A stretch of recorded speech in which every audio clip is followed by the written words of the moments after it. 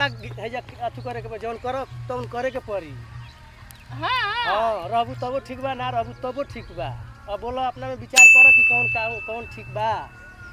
आई हो दादा ही रे करम ना है, चलो चुपचाप है पुअरा बिगो। अरे दादा ई का भई रे दादा, हम तो पछताता नहीं रे दादा।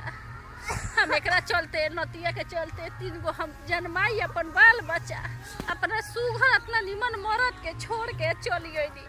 हैया के नतिया हमरा से काम करवावता पुअरा ढोवा। चल अब चल है जल्दी पुअरा झाड़। ये जरूर हम नहीं करब, रोला से काम ना चले, ना कर नहीं खती नहीं तारा भेरी तो ना करबी तो चल भाग। ये चले अब कहां जाई हो, कहां जाई छोड़ के ओइसन भतार के लिए तो तू रहीस भतार के यहाँ ले एली है जे गुजारा होई तोर। तू न कहला कि ओकरा छोड़ दे, हम तोरा के रानी बना के रखब। हां तो है काम करू जौन कहतन तौन करबे ना करबी त का करबी, सूत के खइबी। उ करत रहल हो तना पैसा तो खियावत रहल तोरा के। हां हमरा भी पैसा